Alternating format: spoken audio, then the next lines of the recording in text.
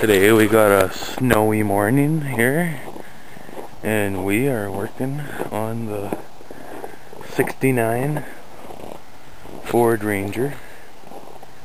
I got the alternator tested. I just took it out a few weeks ago and I'm just setting her back in right now.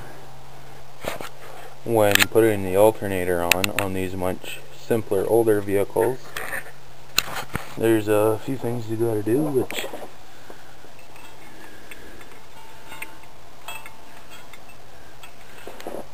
here I just put the belt on because you don't want to forget that, then it's impossible to put on. Make sure it's just tension with your hand and then just tighten it down, and then just tighten her right up. Don't want to over tighten anything, because if you over tighten this, you'll strip this and then you'll need a whole new piece of this, and since it's most likely not made anymore, so then you're gonna need a whole new alternator, so you're screwed. Unless you can re-strip that or just have a nut on the other side, which is, I guess, just an easy fix. Put any fixtures over that, like there, like so. Then next would be connecting all the wires. Okay,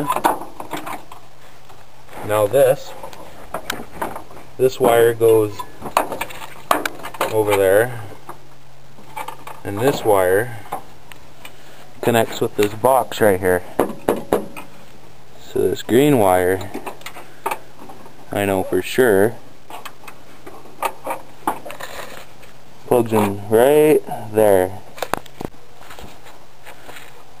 You plug that in there, and then these two with the holes, those would go to a ground. So you find a big metal piece, such as maybe say this bolt here, and you take that bolt out, put these two, line it up like that, and put it underneath the bolt, and then you got that grounded down.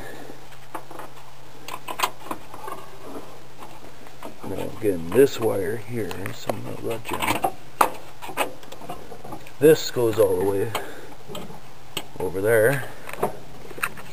Take that nut off, that goes underneath there, and it's basically all self-explanatory, or that'll go in there, but I gotta get a new crimp for that because that's busted. So another just redneck fix, cut the wires and just twist them together, because as long as you got that connection, if it's a good connection, it'll work just fine. If it's just a hack job, probably won't work. I recommend maybe getting a soldering gun at the back. Also, when working on this stuff, you never want to put zero effort into anything, such as finding the right proper sizes of wrenches. Since this couldn't fit in there, you know,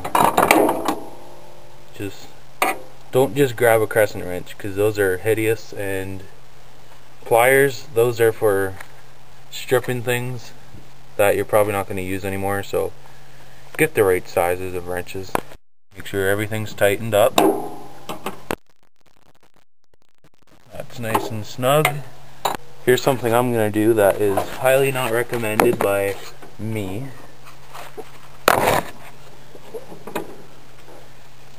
Got this. I'm just gonna cut that off, so I got that. And this other connection down here, gonna cut that off too, because this middle part's no good. Now here you can see I got all the wires exposed, like so, and quite obviously green wire goes to green wire, and yellow wire goes to yellow.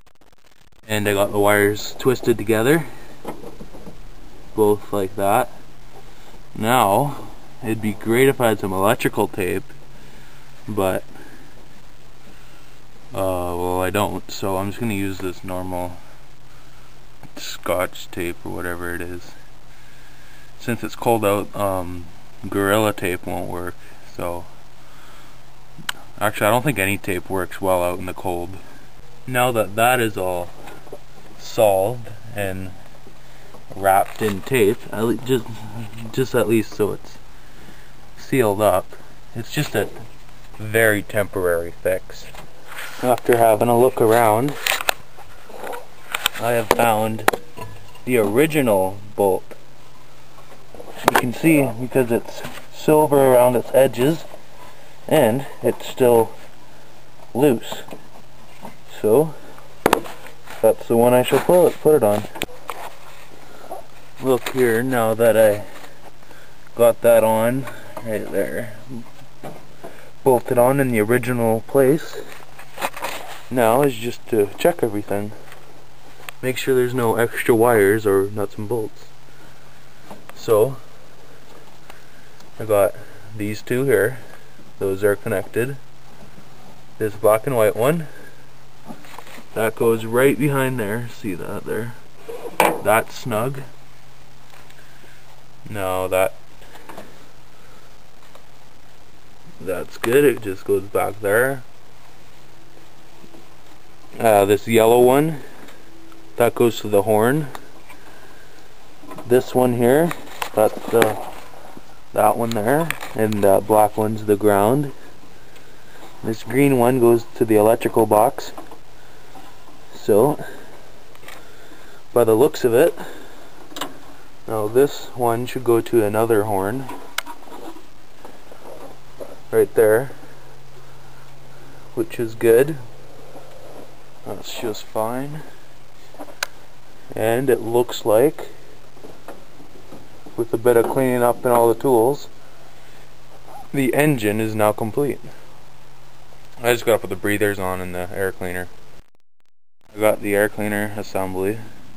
It looks to be a Fram air filter. Oh, and there it is right there, Fram. Take this wing nut off. Be careful, it does not go in the carb. So I'm going to put my whole hand over it. Set it down.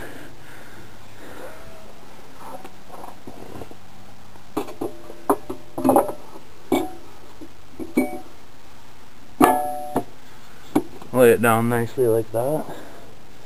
Now this one wing nut holds up. One important thing to do while you're working is to just stop every once in a while and clean up all your tools. And then start off with a clean slate and then continue the next job. So I'm going to clean up right now. I just checked the oil and it's got about a full tank or a full pan of it left, and it's got, I'd recommend maybe 500 miles left of life in it, but from the level it is, it doesn't look like it's burning any oil, but it is black, so yeah, it could be. I'd recommend an oil change as much as possible, because that's what a lot of people neglect on their vehicles, on their daily drivers. Let's have a look at this power steering, and it doesn't have anything on it, so I'll need some power steering as well.